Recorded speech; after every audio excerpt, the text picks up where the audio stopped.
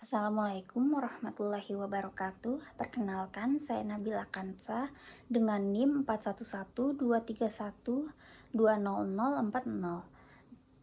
Tujuan pembuatan video ini yaitu untuk memenuhi tugas besar 2 mata kuliah aspek hukum dalam pembangunan dengan dosen pengampu Ibu Lili Khalida.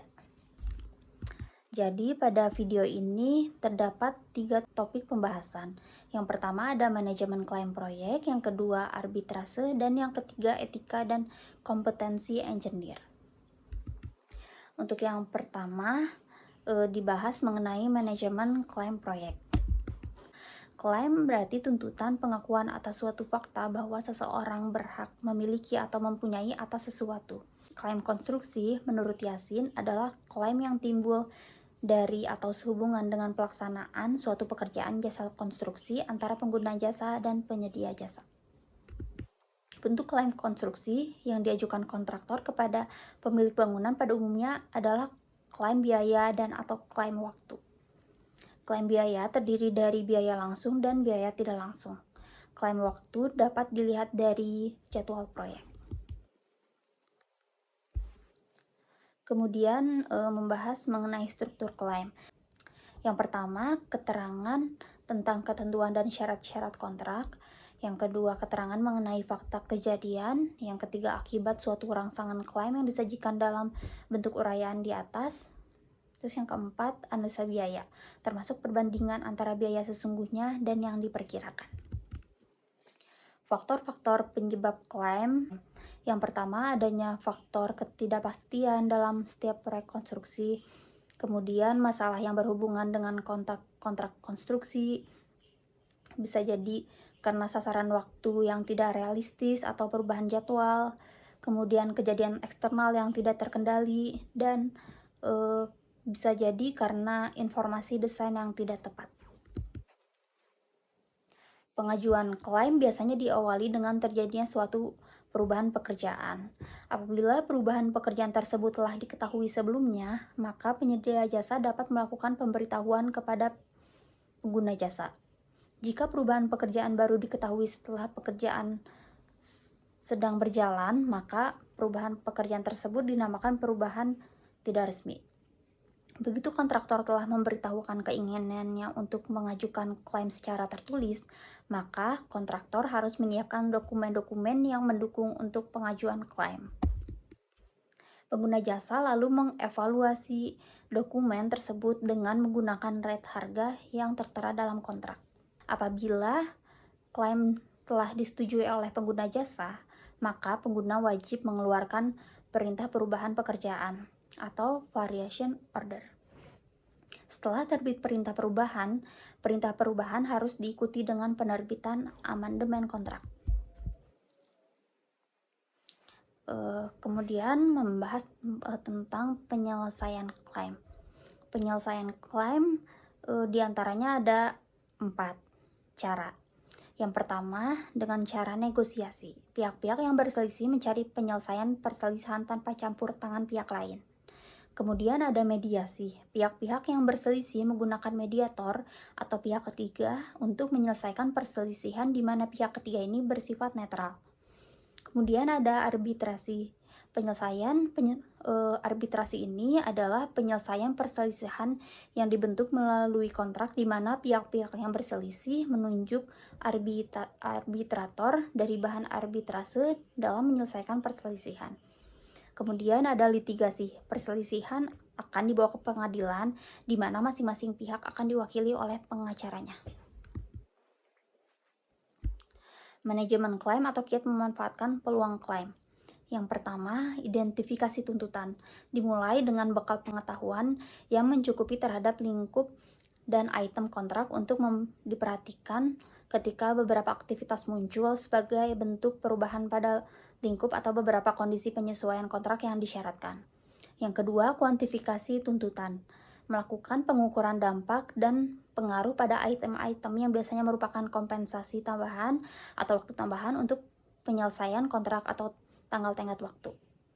Yang ketiga, pencegahan tuntutan, yaitu bagaimana mencegah timbulnya klaim.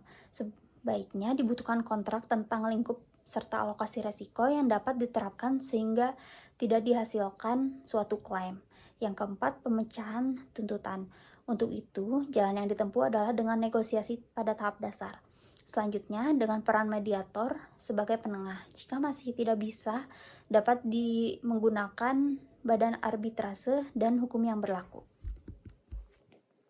Kemudian topik yang kedua yaitu arbitrase. Arbitrase adalah metode penyelesaian masalah yang dibentuk melalui kontrak dan melibatkan para ahli di bidang konstruksi. Para ahli tersebut bergabung dalam badan arbitrase. Badan ini akan mengatur pihak-pihak yang telah menandatangani kontrak dengan klausul arbitrasi di dalamnya untuk melakukan arbitrasi dan menegakkan keputusan arbitrator.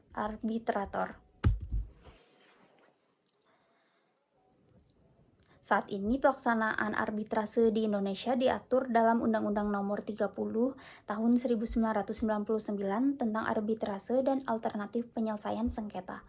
Selanjutnya, pengakuan pelaksanaan arbitrase terdapat pada Undang-Undang Nomor 14 Tahun 1970 tentang pokok-pokok kekuasaan kehakiman yang kemudian diubah dengan Undang-Undang Nomor 35 Tahun 1999. Mengapa arbitrase? Arbitrase itu lebih murah dan cepat disebabkan oleh berbagai faktor. Misalnya, jangka waktu kerja majelis arbitrase dibatasi oleh undang-undang seperti di Indonesia pada pasal 48 Undang-Undang Nomor 30 Tahun 1999 yang memberi waktu penyelesaian sidang selama 6 bulan untuk sampai pada putusan final dan mengikat. Sedangkan peradilan biasanya bisa memakan waktu sampai puluhan tahun, bahkan sampai 20 tahun lebih. Jenis arbitrase, yang pertama arbitrase ad hoc, yang kedua arbitrase institusional. Hak dan kewajiban arbiter. Yang pertama, ia harus independen dan menunjukkan sikap tidak memihak, terbuka maupun tertutup. Yang kedua, harus menyampaikan kepada para pihak dan tentunya kepada lembaga atau institusi di mana ia terdaftar, agar setiap fakta dan keadaan yang mungkin akan menimbulkan keraguan-raguan atas independensi dan ketidakpihakannya yang mungkin timbul di dalam ucapan maupun pikiran para pihak yang bersengketa. Yang ketiga, terikat untuk menerapkan tata cara secara wajar, menghargai dan menghormati prinsip perlakuan yang tidak memihak, dan menghormati hak-hak para pihak untuk didengar. Yang keempat, menyelesaikan dan memberi putusan dalam waktu sesingkat-singkatnya dan sesuai jangka waktu yang telah ditentukan. Yang keempat, memelihara konfidensialitas para pihak juga setelah diterbitkannya keputusannya. Yang keenam, selama pemeriksaan ia berhak memperoleh kerjasama yang jujur dan terbuka dari para pihak. Yang ketujuh, ia tidak bisa dituntut karena proses arbitrase atau isi putusannya, kecuali terbukti melakukan pelanggaran pidana. Kemudian syarat-syarat seorang arbiter, menurut pasal 12 ayat 1 dalam Undang-Undang Arbitrase ada 5 yang harus dipenuhi. Di antaranya yaitu cakap melakukan tindakan hukum, kemudian berumur paling rendah 35 tahun, tidak mempunyai hubungan keluarga saudara atau sampai dengan derajat kedua dengan salah satu pihak bersengketa, tidak mempunyai kepentingan finansial atau kepentingan lain atas putusan arbitrase, dan memiliki pengalaman serta menguasai secara aktif di bidangnya paling sedikit 15 tahun. Persyaratan permohonan arbitrase diantaranya yaitu harus terdapat fakta-fakta yang mendukung tuntutan tersebut. Kemudian ada dasar-dasar hukum atau argumen-argumen yang mendukung tuntutan tersebut. Kemudian ada petitum yang diminta bersamaan dengan jumlah seluruh tuntutan yang dapat dikuantifikasi. Pembahasan selanjutnya yaitu etika dan kompetensi engineer serta profesionalisme. Etika pada hakikatnya merupakan pandangan hidup dan pedoman tentang bagaimana seseorang berperilaku, dan etika berasal dari kesadaran manusia yang merupakan petunjuk tentang perbuatan mana yang baik dan mana yang buruk. Macam-macam etika ada dua, yaitu etika umum dan khusus. Etika umum dapat dianalogkan dengan ilmu pengetahuan yang membahas mengenai pengertian umum dan teori-teori. Etika khusus merupakan penerapan prinsip-prinsip moral dasar dalam bidang kehidupan yang khusus. Etika khusus dibagi menjadi dua bagian, ada etika individual dan etika sosial. Etika individual yaitu menyangkut kewajiban dan sikap manusia terhadap dirinya sendiri, sedangkan etika sosial yaitu berbicara mengenai kewajiban, sikap, dan pola perilaku manusia sebagai anggota umat manusia. Sistem penilaian etika. Yang pertama, titik berat penilaian etika sebagai suatu ilmu adalah pada perbuatan baik atau perbuatan jahat, susila atau tidak susila. Yang kedua, perbuatan atau kelakuan seseorang yang telah menjadi sifat baginya atau telah mendarah daging, itulah yang disebut akhlak atau budi pekerti. Yang ketiga, menurut Burhanuddin Salam menjelaskan bahwa suatu perbuatan dinilai pada 3 tingkat. Yang tingkat pertama, semasih belum lahir menjadi perbuatan, jadi masih berupa rencana dalam hati. Tingkat kedua, setelah lahir menjadi perbuatan nyata, yaitu pekerti. Tingkat ketiga, akibat atau hasil perbuatan tersebut, yaitu baik atau buruk. Profesi merupakan kelompok lapangan kerja yang khusus melaksanakan kegiatan yang memerlukan keterampilan dan keahlian tinggi guna memenuhi kebutuhan dari manusia. Profesional sangat erat kaitannya dengan profesi yang memerlukan kepandaian khusus untuk menjalankannya. Profesional adalah seorang yang benar-benar ahli di bidangnya dan mengandalkan keahliannya tersebut sebagai mata pencahariannya. Kemudian membahas tentang kode etik profesi. Kode etik profesi merupakan suatu tatanan etika yang telah disepakati oleh suatu kelompok masyarakat tertentu.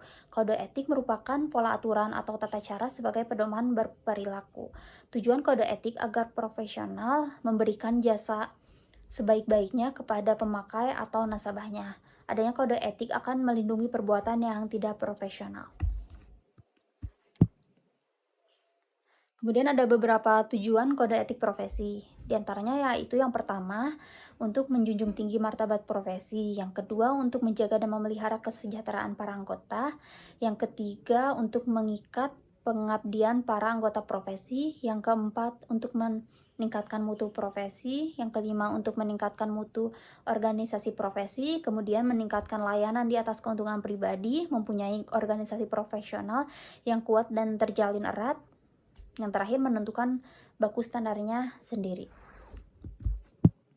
Kemudian fungsi kode etik profesi diantaranya yaitu memberikan pedoman bagi setiap anggota profesi tentang prinsip profesionalitas yang digariskan.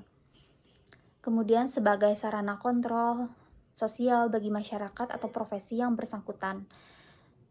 Yang ketiga, mencegah campur tangan pihak di luar organisasi profesi tentang hubungan etika dalam keanggotaan profesi. Etika profesi sangatlah dibutuhkan dalam berbagai bidang. Mengapa kode etik penting dalam industri konstruksi? Karena kode etik itu merupakan elemen dasar untuk setiap proyek konstruksi. Kode etik menguraikan prinsip dan standar yang akan memandu perilaku dan keputusan perusahaan, individu, dan organisasi yang terlibat dalam kegiatan konstruksi. Pentingnya kode etik lebih dari sekedar kepatuhan. Sebaliknya, kode etik menumbuhkan budaya tanggung jawab, transparansi, dan kepercayaan yang menguntungkan pemangku kepentingan di setiap level. Juga menghindari kecurangan tender dan kecurangan lainnya yang dapat membahayakan kualitas, keselamatan, dan keberlanjutan proyek. Sekian pembahasan dari saya. Mohon maaf bila ada kesalahan kata. Terima kasih atas perhatiannya. Wassalamualaikum warahmatullahi wabarakatuh.